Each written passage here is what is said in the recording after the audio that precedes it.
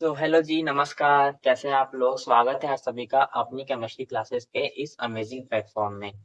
तो हमारा जो चैप्टर चल रहा है वो चल रहा है some basic concepts of chemistry, जिसका आज है लेक्चर नंबर 10। तो आपको ये लेक्चर बिल्कुल अच्छे से समझ आता है तो जरूर कमेंट करिएगा, मुझे बताइएगा कि आपको लेक्चर में कौन सी लाइन अच्छी लगी, कौन सी टॉपिक अच्छी लगी। ठीक है, तो चलिए वीडियो स्टार्ट करते हैं। तो दोस्तों, हमने पिछले लेक्चर में बहुत सारे क्वेश्चंस कवर किए थे, साथ में मैंने आपको कुछ होमवर्क भी दिए थे, एक आध दो क्वेश्चन। तो अब हम आगे बढ़ते हैं। तो आज हम पढ़ने वाले हैं, क्या पढ़ेंगे आज हम पढ़ने वाले हैं डाल्टन्स एटॉमिक थ्योरी 1808, यानी डाल्टन का परमाणु सिद्धांत, जिसको ऐसे बोल सकते हैं हिंदी में। जो कब हमको ये 1808, बात 1808 की हो रही है, जब हमारा देश भी आजाद नहीं होता, हमारा देश गुलाम था, तब की बात है। उस टाइम ये भाई साहब पढ़ाई कर रहे थे।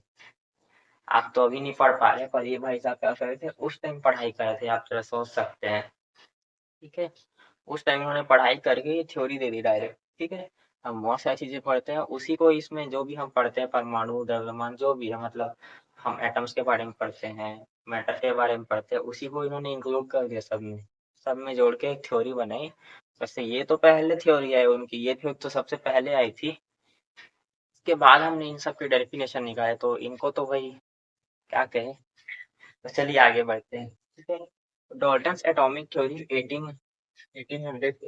ठीक है, तो क्या कहेंगे इसके बारे में। तो सबसे पहले पहली हमारी लाइन आती है, matter consist of very small individual particles called atoms. ठीक है, ये क्या बोल रहा है कि मैटर के पास बहुत छोटे छोटे पार्टिकल्स होते हैं, जिसको हम एटम बोलते हैं। तो एटम के बारे में तो आप जानते हो, मैटर में क्या होता है, एटम होता है। ठीक है, स्टार्टिंग के फर्स्ट क्लास में मैंने आपको बताया था कि एटम क्या है। तो एटम के बारे में मैंने बहुत सा एग्जांपल दिया था, हर जगह एटम है, बहुत सारी जगह में एटम होता है, ऐसा मैंने कुछ कुछ एग्जांपल दिया था। वही कार्बन एटम, हाइड्रोजन एटम, और क्या बोलते हैं, fluorine, chlorine, bromine, iodine, styrene, ये सब एटम हो जाएंगे। ठीक है, इस एटम के बारे में बात हो रहा है। ये क्या बोला कि मैटर के पास छोटे छोटे पार्टिकल्स होते हैं, जिनको हम क्या कहते हैं, एटम कहते हैं, ऐसा इन्होंने कहा।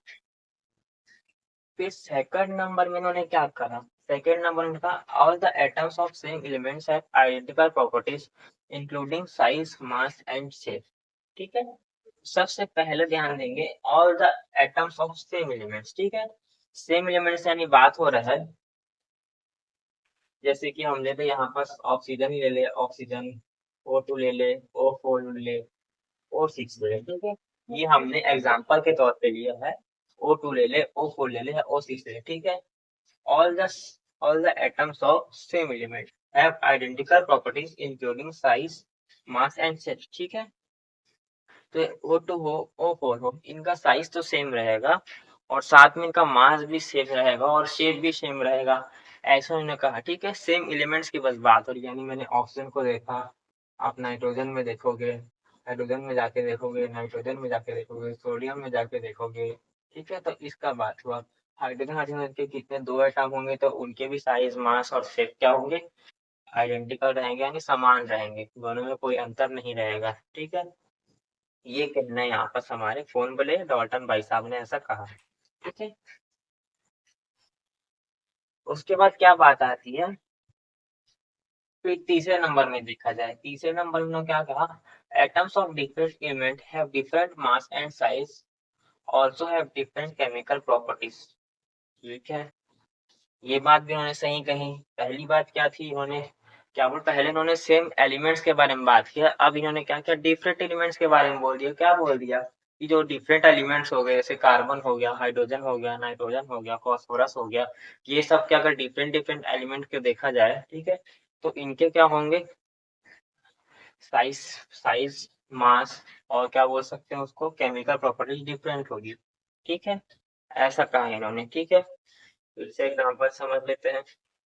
जैसे कि हमने ले लिया ऑक्सीजन, ऑक्सीजन, ठीक है, और इनको कार्बन, कार्बन। तो ये दोनों की प्रॉपर्टीज क्या होगी, डिफरेंट हो जाएगी। ठीक है,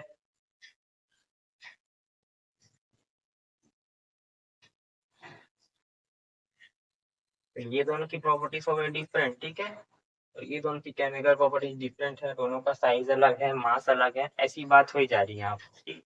ठीक है, तो डॉल्टन भाई साहब ने हमको इस बारे में बता दिया ये क्या होगा। ठीक है,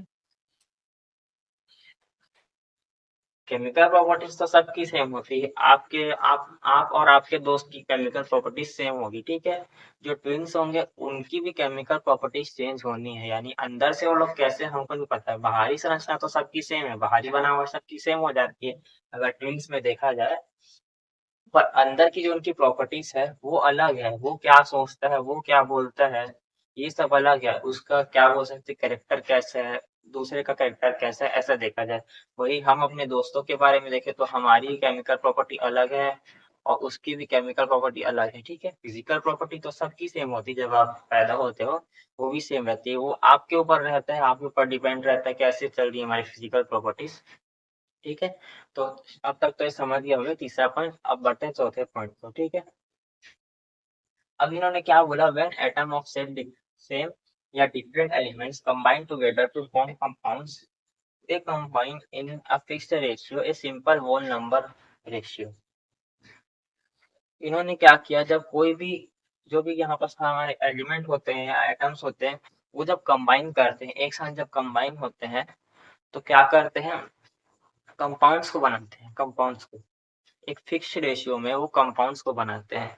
जैसे कि देखा जाए तो जैसे ये CO2 को देखें, ठीक है, CO2 को देखते हैं, H2O को देखेंगे और क्या देखेंगे, SO2 को देखेंगे, ठीक है। यहाँ पर क्या हुई, फिक्स रेशियो में, ठीक है।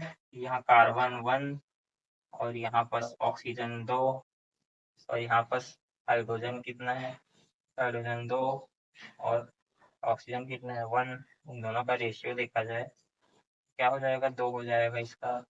और इसका यहाँ पर सल्फर का क्या है, इसका भी रेशियो क्या है, 1 है। ऑक्सीजन का रेशियो कितना है, 2 है। देखिए क्या बोल दिया इस भाई साहब ने कि जब एटम्स सेम डिफरेंट एलिमेंट्स, जब सेम और डिफरेंट एटम्स या एलिमेंट्स कंबाइन होते हैं, यानी एक साथ जब कंबाइन होंगे तो क्या करते हैं, कंपाउंड्स का निर्माण करते हैं, यानी कंपाउंड्स बनाते हैं, ठीक है। वो किस में रहता है, फिक्स रेशियो में रहता है, ठीक है। यानी ए सिंपल वो नंबर रेशियो, नॉर्मल नंबर, ठीक है। छोटा मोटा नंबर ऐसा बोल रहा है ये, ठीक है। और एग्जांपल ले लेते हैं हम लोग, H2SO4 ले ले, H2SO4 और क्या लिया जाए, H2O2, ठीक है, H2O2, ओके। तो यहाँ तक आप समझ लो। इसके 2 पॉइंट्स और है, उसको हम अगले स्लाइड में कंप्लीट करते हैं।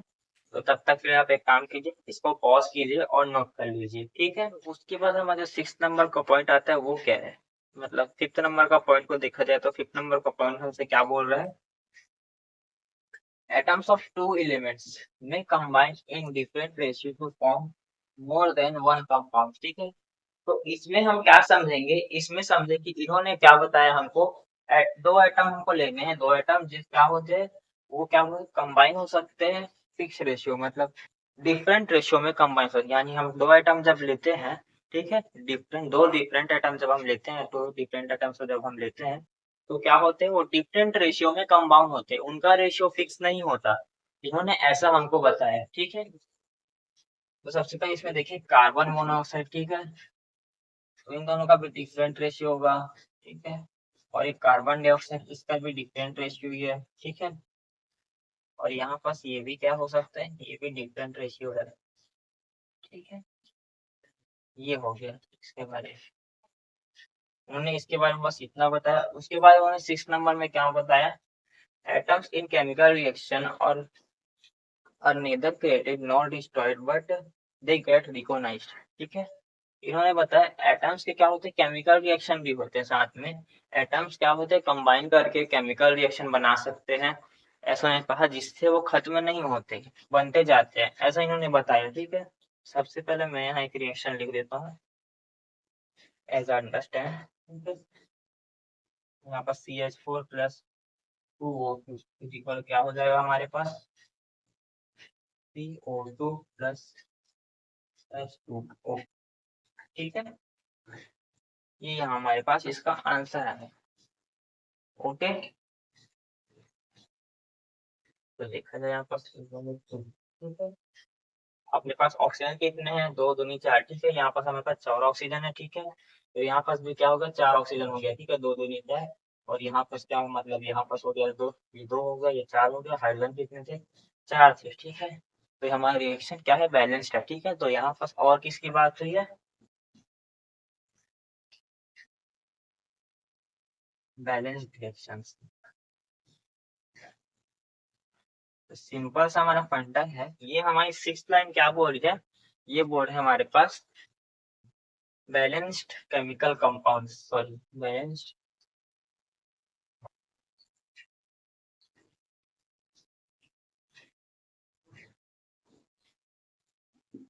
ये बात कर रहे हैं बैलेंस केमिकल कंपाउंड्स के बारे में, ठीक है। तो ये हमारी 6 नंबर की बात हुई। तो इसी के साथ हमने डॉल्टन्स एटॉमिक थ्योरी को समझ लिया, ठीक है। डॉल्टन एटॉमिक थ्योरी आप पढ़ सकते हैं इसको अच्छे से, ये एग्जाम में पूछा जा सकता है आपकी कि डॉल्टन एटॉमिक थ्योरी 1888, तो आप इसको अच्छे से लिख सकते हैं, आपको फुल मार्क्स मिल सकते हैं। ये आपको आगे और मिलेंगे, आगे की क्लासेस में मिलेंगे, आगे और कुछ चैप्टर्स हम पढ़ेंगे शायद उससे ही मिल जाए। तो तब तक के लिए आप इसको नोट कीजिए, अब हम बढ़ने वाले हैं आगे।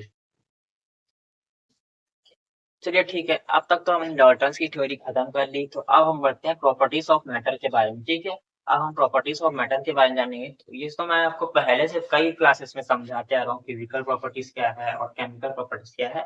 तो आइए उसकी एक और झलक और देख लेते हैं, ठीक है।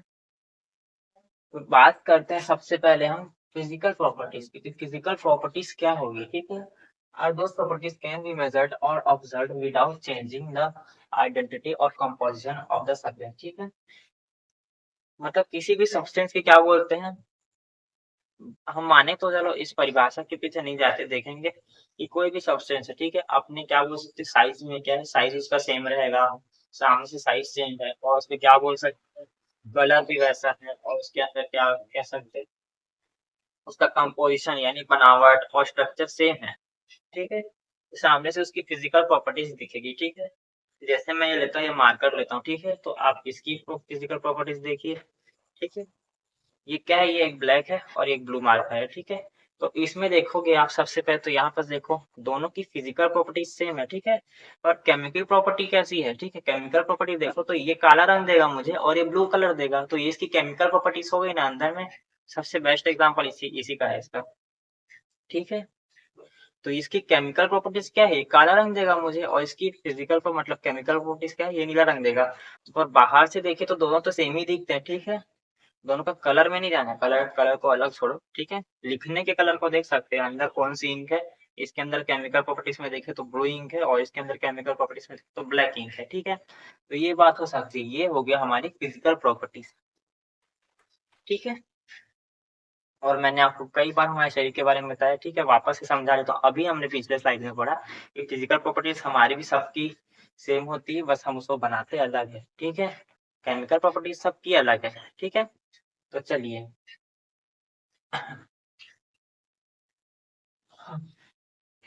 तो इसका एग्जांपल क्या है, कलर है और ऑर्डर है, ऑर्डर, सॉरी ऑर्डर,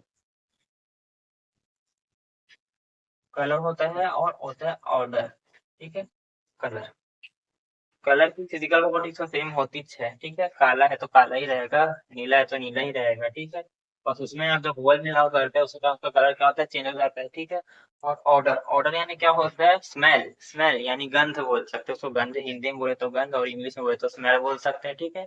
तो स्मेल की भी फिजिकल प्रॉपर्टी सेम ही रहती है।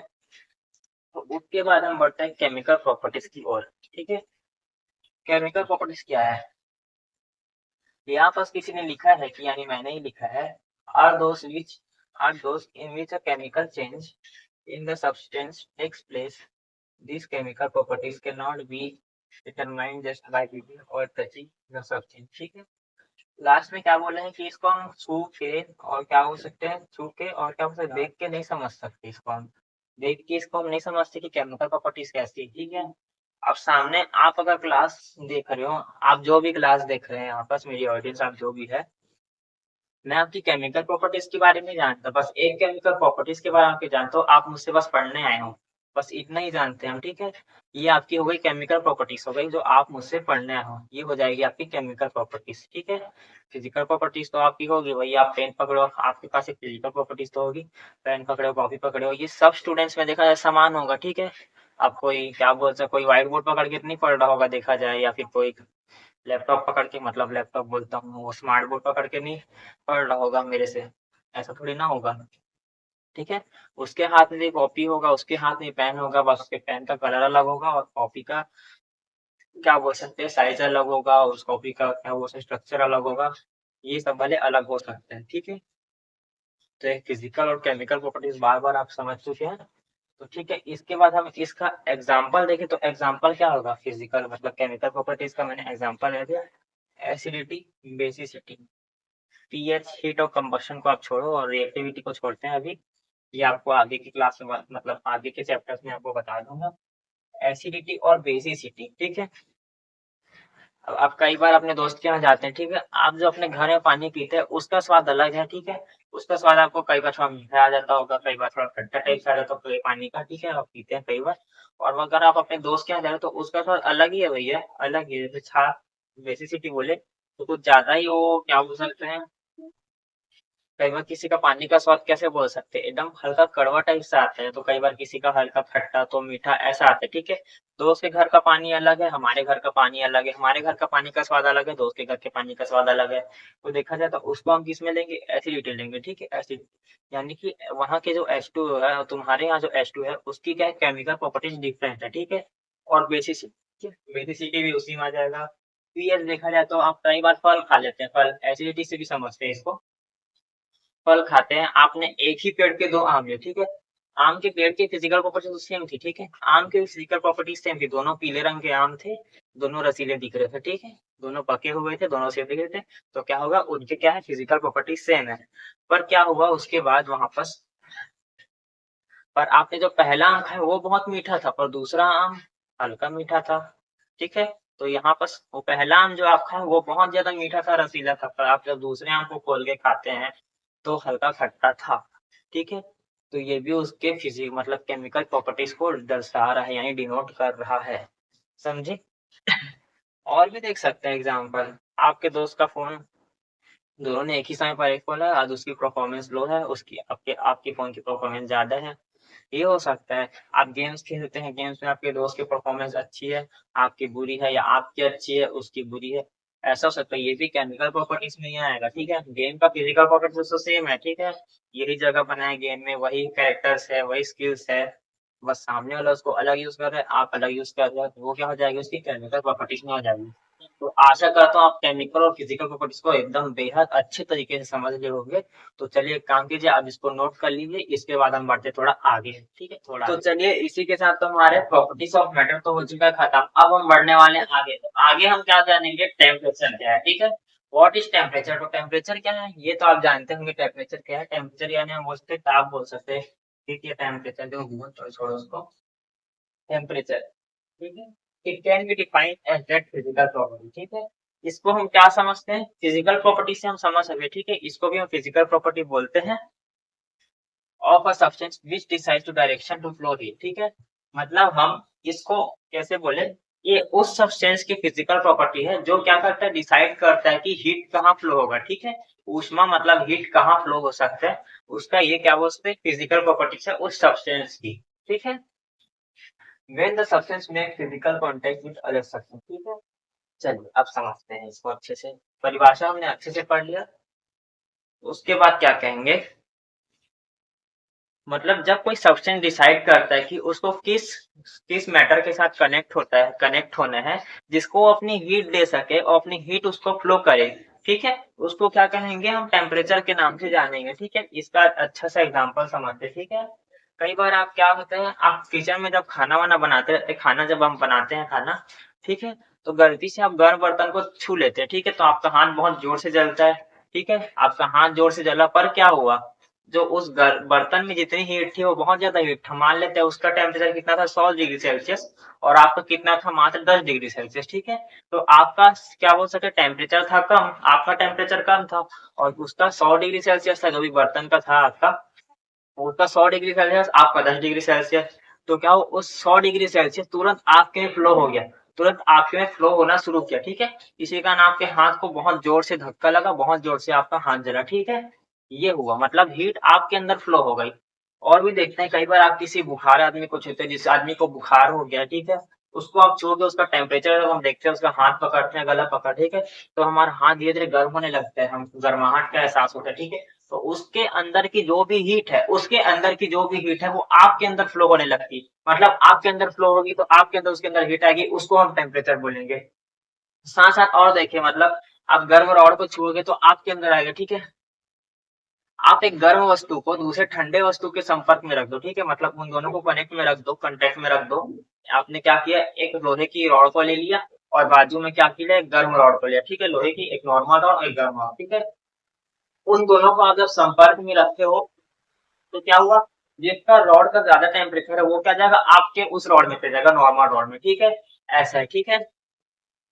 और भी है, गर्म पानी को देखा जाए, ठीक है, गर्म पानी का जैसे धीरे धीरे हम ताप देंगे, उसको गर्म बर्तन में डालते तो कैसे वो हो जाता है, हम उसको पानी को धूप में रख दिए, ठीक है।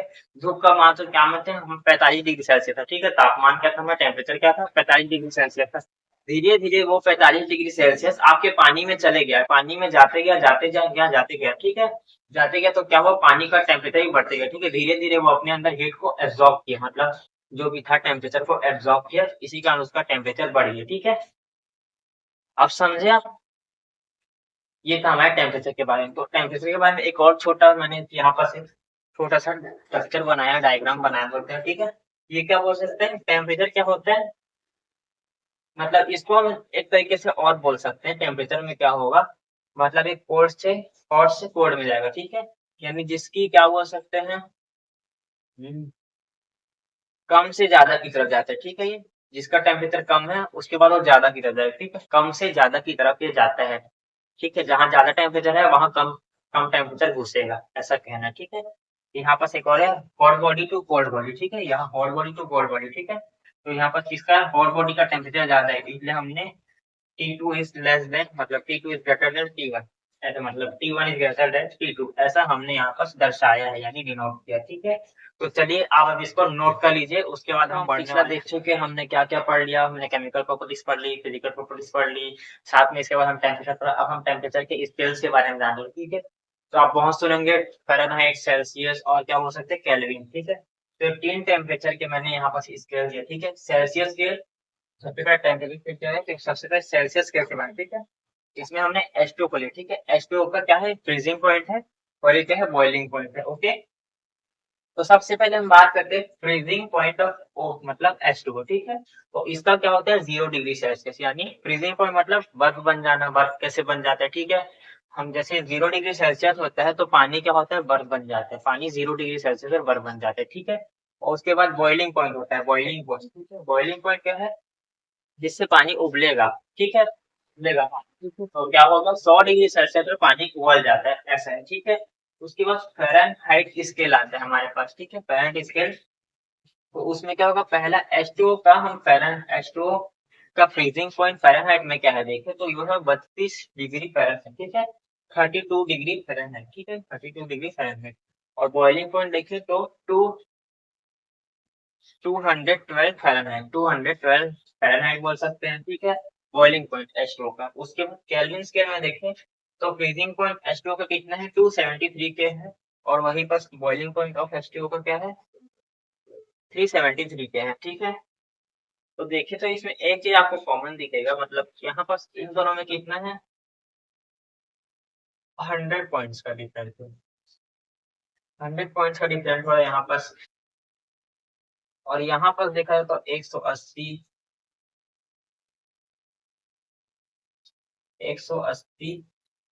पॉइंट्स का डिफरेंस हो रहा है, 180 पॉइंट्स का डिफरेंस है।